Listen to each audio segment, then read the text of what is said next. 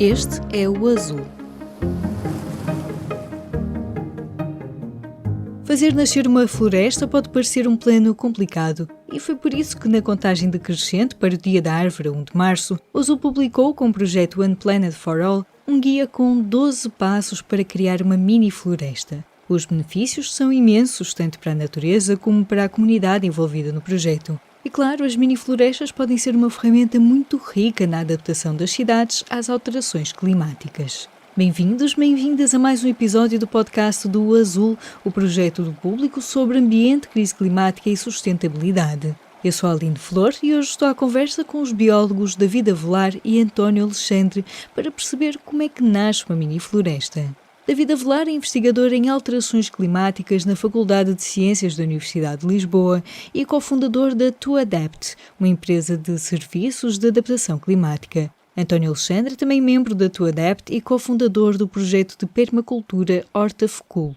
Ambos ligaram-se ao projeto One Planet for All, que foi trazido para Portugal pela organização não-governamental Vida, e em março de 2021 deram os primeiros passos da Feculresta, a primeira mini-floresta do país e que mora na Faculdade de Ciências de Lisboa, mesmo ao lado da Torre do Tombo.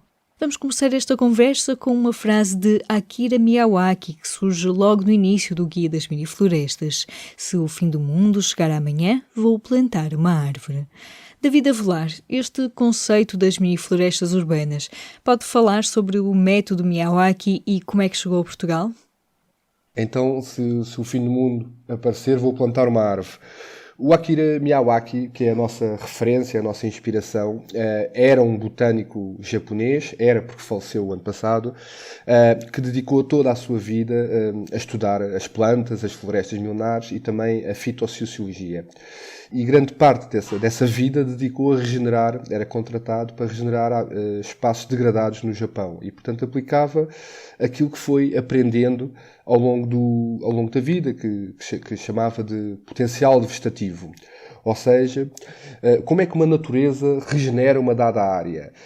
Há vários princípios que ele veio a sintetizar, a estruturar e que depois deu origem ao método. Uma delas é relativamente fácil da gente perceber, que é uma área degradada é tanto mais rápida a sua regeneração se tiver um bom solo. Imaginem que houve um incêndio, mas o solo que lá estava era muito rico em carbono, muito rico em matéria orgânica, esponjões, vaz assim. E, portanto, esse terreno, comparativamente com um outro menos rico, tem uma evolução bastante superior. A outra é a questão da densidade, ou seja, tipicamente o legado depois de um processo de degradação, há muitas sementes no solo. Estamos a falar de milhares, não é? Às vezes por metro quadrado. Uma planta, se pensarmos num pinheiro, na primavera, que está agora a chegar, lança milhares de sementes. E, portanto, é esta lógica de plantar densamente, neste caso a floresta semeava densamente, num solo bastante rico, faz com que estas áreas degradadas, em poucos anos, surja uma floresta se plantadas desta forma. Portanto, a lógica que ele tentou criar para o método e que nós tentámos mimetizar é precisamente criar de tal forma a abundância de solo, de água nos primeiros anos, mas também de matéria vegetal, né? Espécies de plantas, autóctones sempre. Autóctones porquê? Porque são as espécies que, quando estamos a plantar uma floresta, estamos a plantar há 50, 100, 200 anos. E, portanto, à partida, essas serão as espécies mais adaptadas, mesmo a esse clima futuro, mesmo em cenários de alterações climáticas. Quando se faz isso, o recurso mais limitante é a energia solar. Então o que é que vai acontecer? O que ele advoga é que as espécies vão competir positivamente por chegar ao céu, ao Sol, e isso faz com que as taxas de crescimento sejam bastante mais rápidas. Ele advoga que são até 10 vezes mais rápidas do que os métodos de reflorestação convencionais, e é isso uma das coisas que estamos a testar. Uhum. E como é que foi adaptar então este método à floresta portuguesa, ao nosso clima? E o David também tem feito essa experiência antes da expansão, digamos, desta ideia das mini-florestas, não é? O que eu percebi também a questão é pensar nas florestas agora, vamos adaptar ao clima mediterrâneo, mas o clima mediterrâneo sabemos que daqui a um século vai ser bastante diferente, não é? Exato. Bom, nós tentámos adaptar, portanto, a história é o Miyawaki no Japão, depois há um grande fã dele, da Índia, que soube do método, aprendeu o método e começou um movimento incrível na Índia de plantação de mini-florestas e trouxe cada vez mais esses projetos para o ambiente urbano. O Miyawaki faria também em zonas degradadas rurais. E depois, mais tarde, começou a entrar para o resto do mundo, na Europa. Nós estamos a focar-nos no ambiente urbano. E porquê é que eu digo isto? No ambiente urbano, a questão da água, do clima, é um pouco diferente. Ou seja, se nós estivéssemos a pensar nisto para o meio rural, possivelmente algumas das espécies que estaríamos a plantar estariam já a ser pensadas. Íamos buscar espécies ao sul, mais a sul, por exemplo, a Marrocos. Já a pensar nisso. No caso, como estamos muito focados na questão urbana, não o fizemos porque há esta outra componente que é muito importante no método Miyawaki, da fitossociologia, que é quando plantamos uma floresta destas, não o fazemos sozinhos. Não é o António ou o David que vai e faz esta plantação. Seria muito mais eficiente, atenção, seria muito mais rápido e muito mais barato. Mas a lógica aqui é esta conexão também com o ser humano, que em contexto urbano então faz muito mais sentido. E porquê é que eu digo isto? Porque é de prever que, havendo, e das nossas experiências, havendo esta conexão, haja um carinho dessas pessoas que plantam e que esse carinho passe também, eventualmente, um verão mais seco, estejamos em seca. Olha, um pouco como o ano passado, acredito que a comunidade se junte para dar uma rega. Neste caso estamos a falar de água. Já a temperatura, portanto, em cenários de alterações climáticas, pensamos um pouco em Portugal, um decréscimo da precipitação acumulada anual e um aumento da temperatura média anual. Para a temperatura média anual, o facto de plantarmos muitas espécies diferentes, de estratos diferentes, chamada diversidade funcional, cria uma sinergia muito grande entre elas, que faz com que, começando logo pela questão do ensombramento, não é? As espécies mais altas, aquelas que vão ocupar o estrato dos 20, 30, 40, 50 metros de altura, vão fazer um ensombramento muito grande para as que estão em baixo e, portanto, tal como a mini-floresta faz um serviço de ecossistema para nós, que é reduzir a temperatura, porque as árvores são autênticas bombas de água, né? No verão, então, estão a bombar água por evapotranspiração e estão a bafejar. E, portanto, a temperatura diminui. Isso acontece também para as espécies mais baixas. Só dizer, nós, na floresta em particular, tivemos essa questão das alterações climáticas muito em conta. Então, pensámos na questão da precipitação. Sabemos que a precipitação média acumulada anual está a reduzir. Na verdade, para Lisboa não é tão claro assim. Mas em termos gerais é isso que está a reduzir. Mas o que é estatisticamente mais significativo é que está a chover em menos espaço e mais frequente, ou seja, as chuvas torrenciais.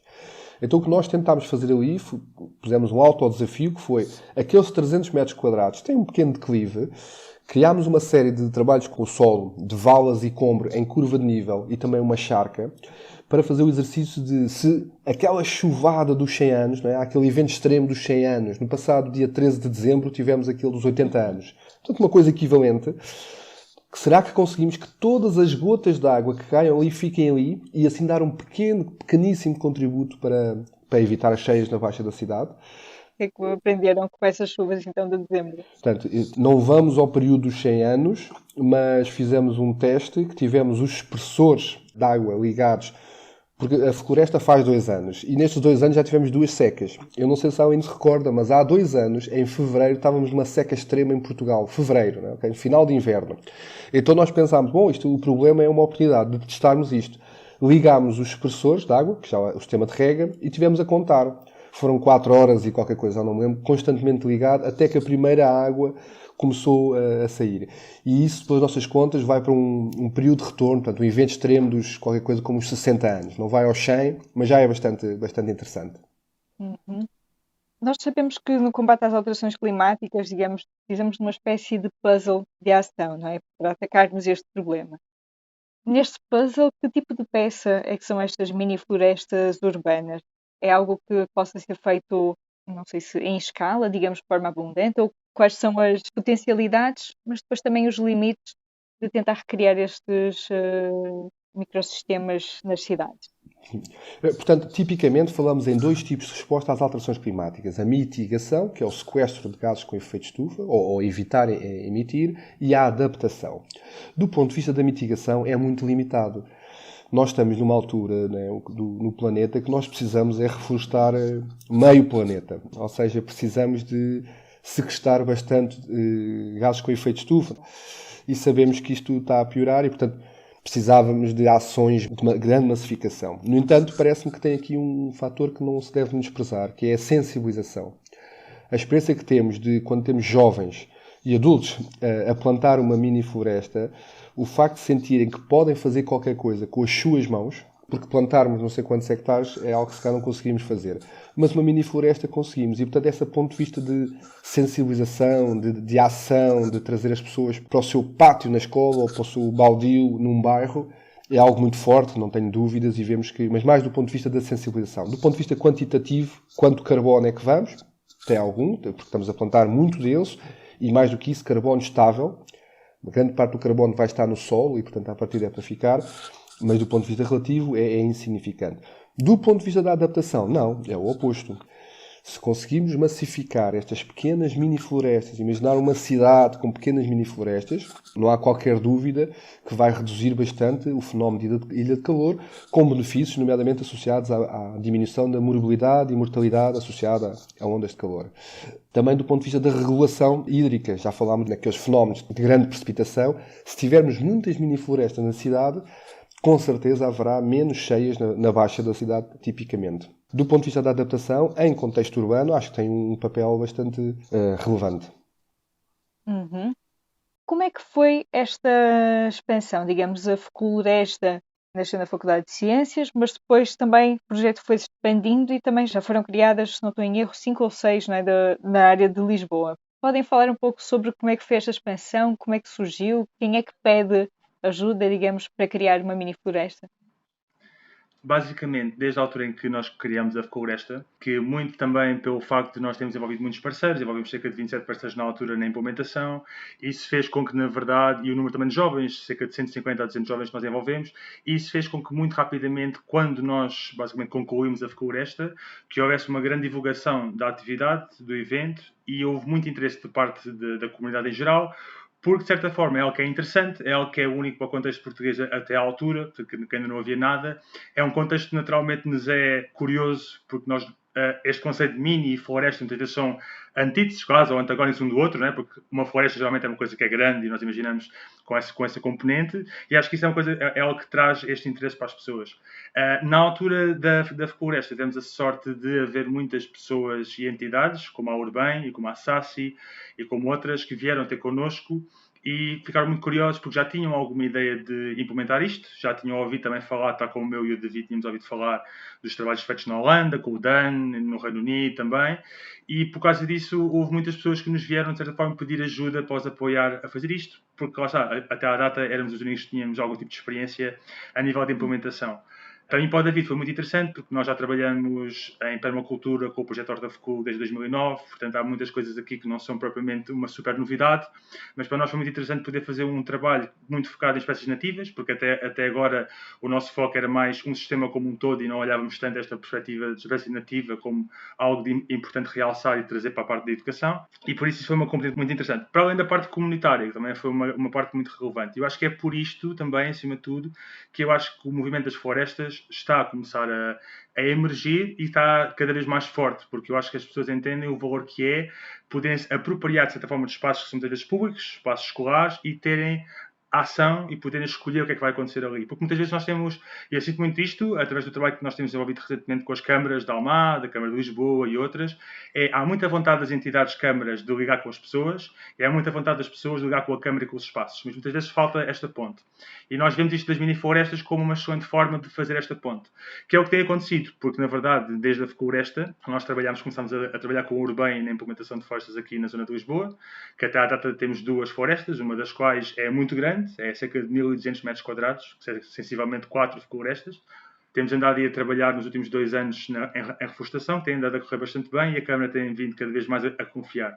O que também é interessante é que temos cada vez tido mais pessoas envolvidas da comunidade, dos bairros, temos cada vez mais conseguido fazer aquilo que se deseja, que é uma equipa interna, mais, digamos assim, de pessoas que cuidam daquele espaço e que eu e o David, quando lá vamos ao espaço, nós aconselhamos tecnicamente e algumas dicas, mas temos a consciência de que há pessoas que tomam conta do espaço. Quer dizer isso que fazem a monda durante o tempo que é necessário até a floresta estar estável, monda-se, diga-se, retirar as ervas daninhas, rega quando é preciso, portanto, tudo o que é necessário fazer para dar os mimos para que em 2, 3 anos a gente consiga, de certa forma, deixar a floresta crescer sozinha com o mínimo de intervenção nossa.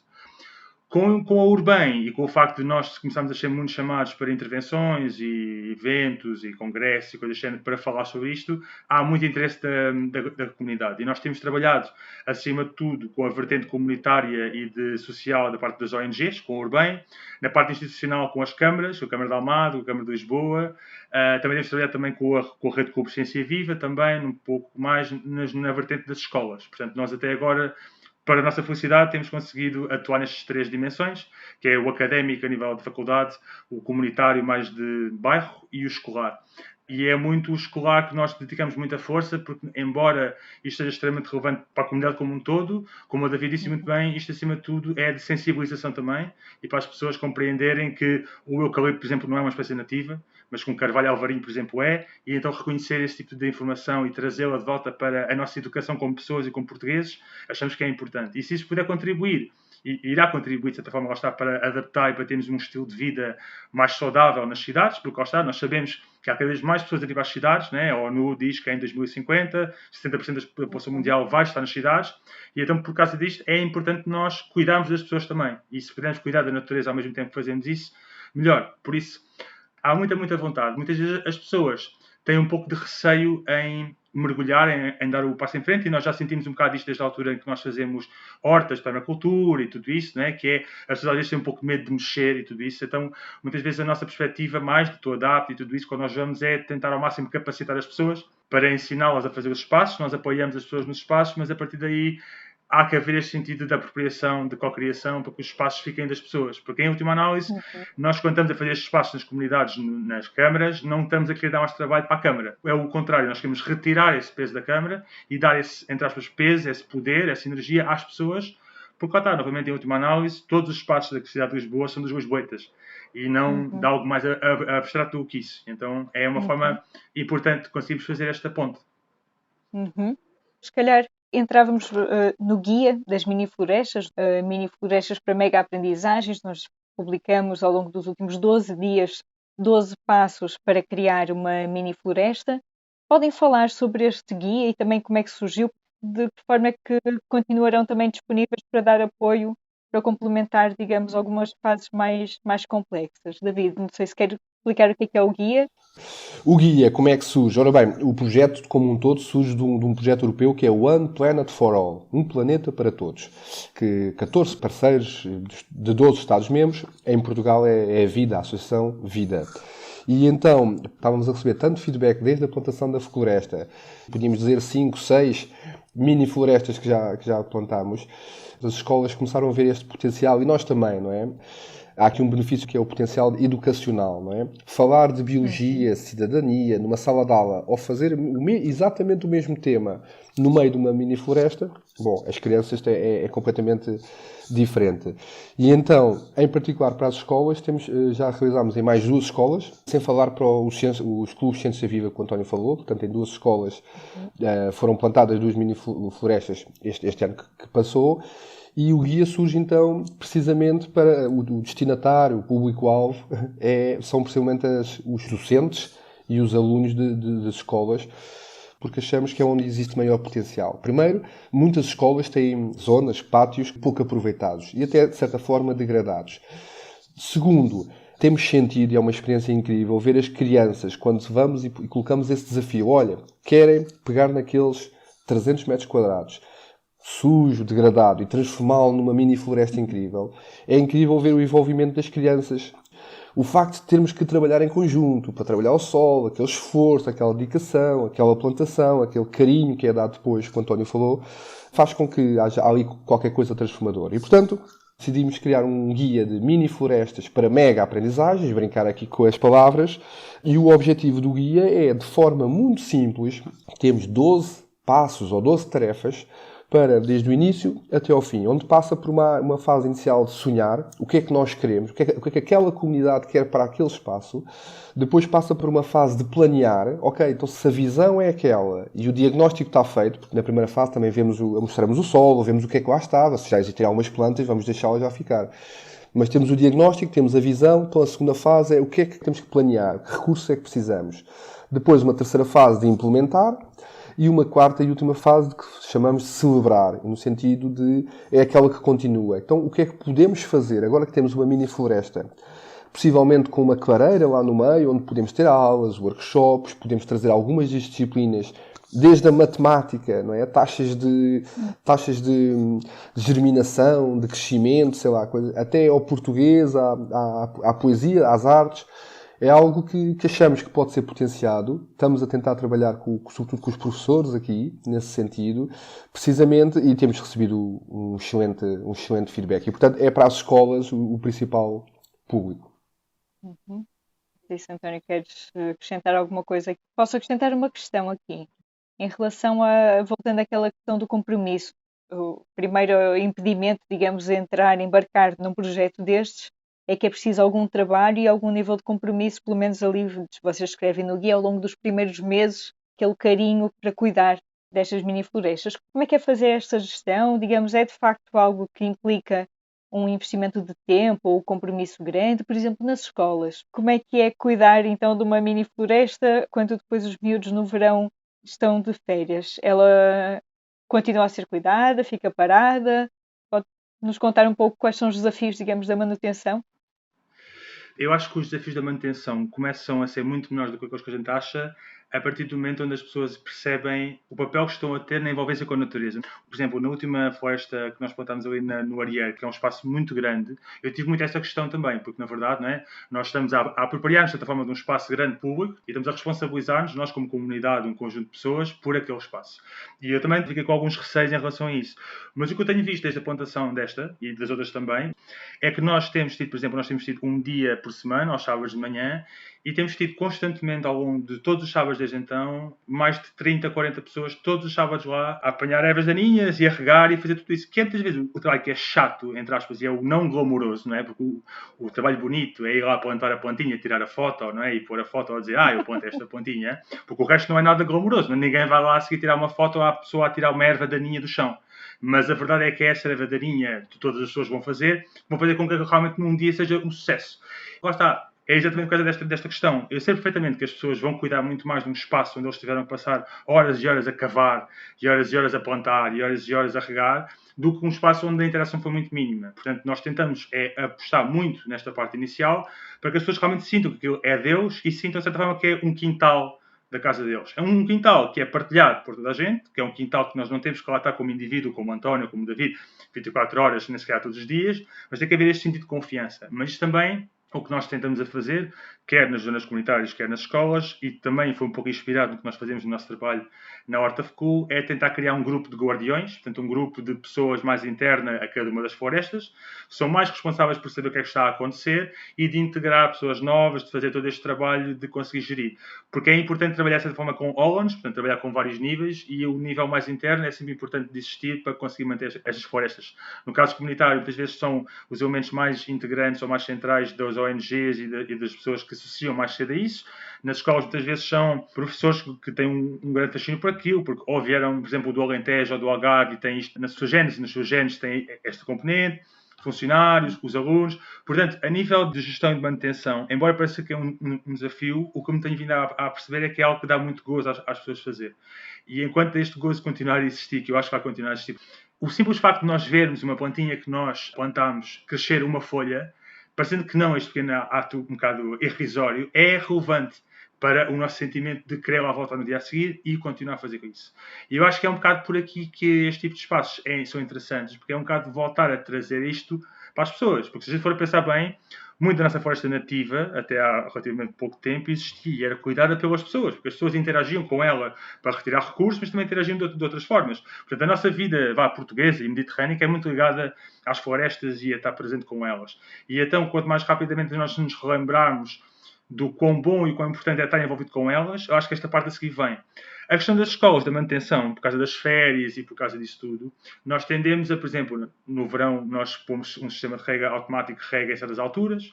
Também damos a entender às crianças que, olhem, vocês sabem, né? Vocês aprendem nas aulas que as plantas gostam do quê? De calor, de sol e água e um sol rico. Já sabem que no verão, se não houver cá ninguém a tomar conta nisto, embora a gente regue, que vai acontecer, as plantas vão crescer muito, e quando nós voltarmos do verão, uma parte do trabalho vai ter que ser um bocado de trabalhar isto. E dar esta consciência às crianças perceberem os ciclos da natureza, que acho que é das coisas mais importantes, eles entrarem mais em comunhão com o tempo e com os ritmos da natureza.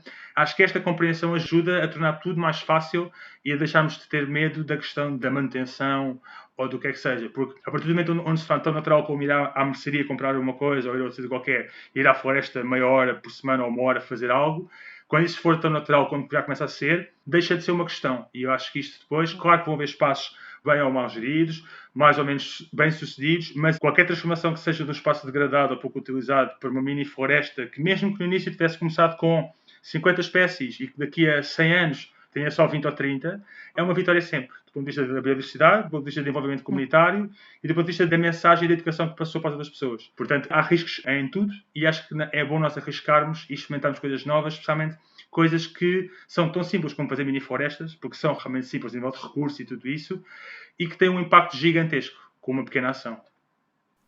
E eu vou acrescentar que agora o ponto de vista do decisor, Aline, que é o decisor, a proposta há 2 anos que apresentámos à Faculdade de Ciências, que rapidamente apropriou-se do projeto pelo seu laboratório vivo para a sustentabilidade, foi, nós temos ali 300 metros quadrados de relva. Leia-se, é uma monocultura, portanto uma cultura, muito pouco biodiversa, equiparável a um deserto, com a desvantagem relativamente ao deserto, que é consome água e é preciso trabalhar, é preciso bastante manutenção, é um custo.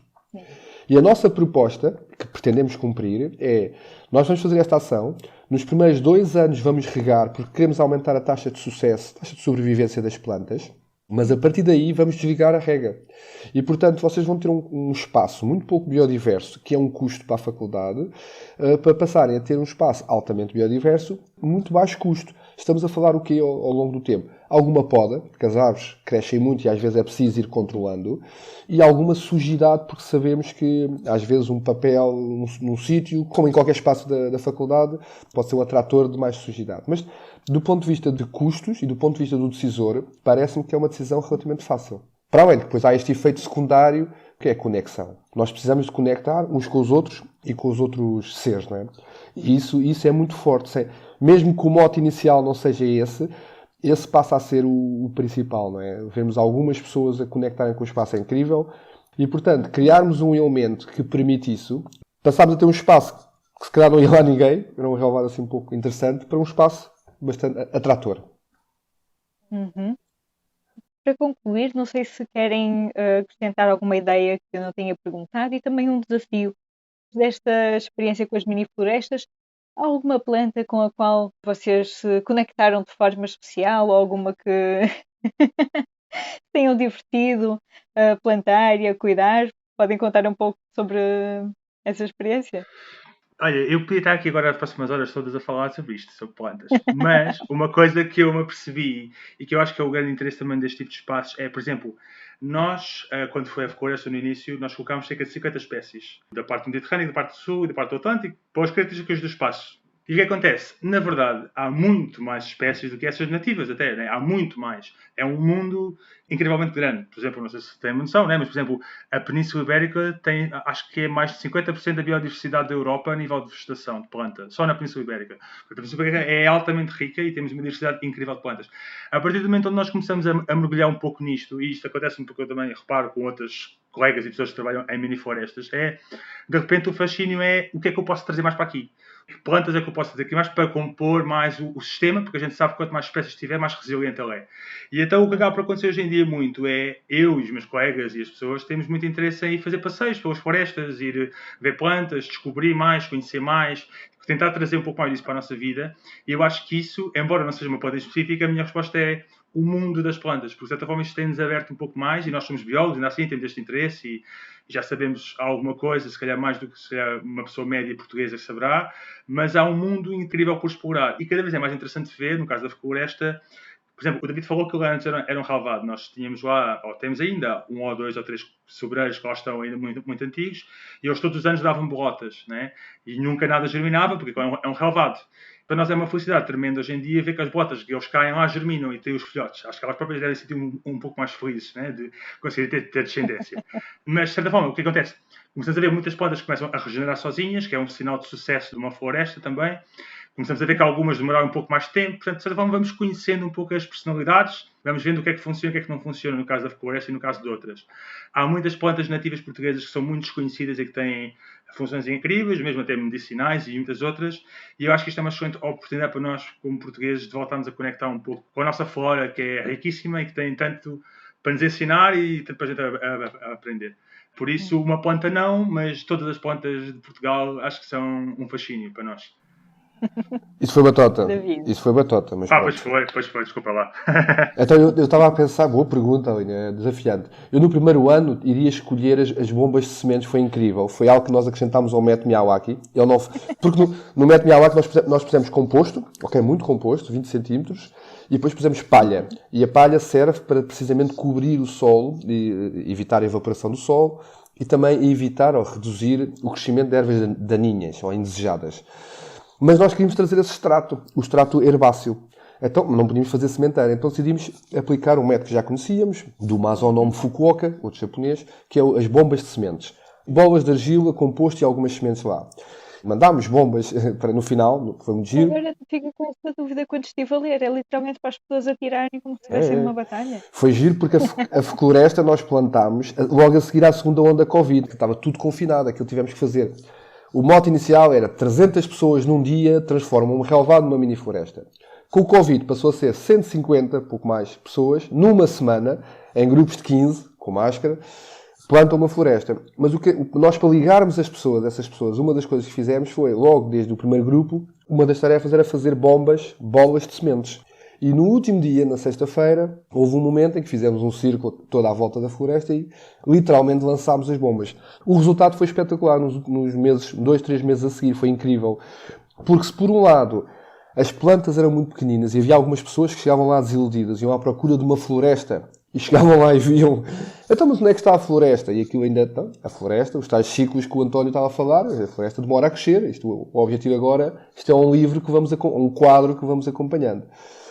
Mas a questão destas anuais, portanto, as sementes que estavam nas bombas de semente eram anuais, ciclo de vida curto, deram alguma cor, uns cheiros, que com isso atraíram imensos insetos, era quase ensurdecedor ir para o meio da floresta neste final da primavera-verão, porque aquilo havia muitos insetos ali, numa autêntica sinfonia, orquestra ali. Mas para responder não vou fazer batota como o António. Este ano vou escolher a pascuinha. Porque de repente, perante a pergunta, a pascuinha neste momento está toda amarela, está em flor, e quando vamos à floresta vemos ali um manto amarelo que foi a primeira, não foi, António? A florir. Foi assim o anúncio da primavera, um pouco antecipado, mas foi ela que nos trouxe. Fica o convite então para irem ver esse manto amarelo que tem neste momento de pascuinhas. Uma conversa com David Avelar e António Alexandre.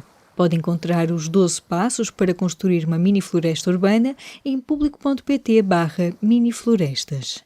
No Dia da Árvore e das Florestas também publicamos uma reportagem escrita por mim, Aline Flor, e belíssimas imagens do Tiago Bernardo Lopes sobre 3 árvores monumentais portuguesas. O sobreiro assobiador de Palmela, o carvalho do Padre Zé na Batalha e o carvalho de Calvos na Póvoa de Linhoso. Uma reportagem para ler e apreciar no site do Azul. Mas a notícia da semana foi a apresentação do relatório de síntese da 6ª avaliação do IPCC, o painel intergovernamental para as alterações climáticas.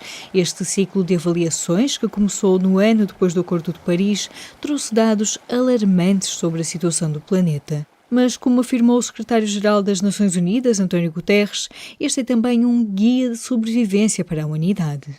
A notícia sobre o relatório síntese foi escrita pela Clara Barata e pode ser lida em público.pt/azul. Já agora, a fechar a semana, estamos a acompanhar a Conferência da Água das Nações Unidas. Não estão previstos grandes tratados, mas espera-se compromissos e cooperação para salvar um dos recursos mais preciosos do nosso planeta azul. Já sabe, se gostou de ouvir este episódio, siga o podcast na sua aplicação preferida para não perder o próximo. Se tiver sugestões de temas e entrevistas, envie para o e-mail aline.flor@publico.pt.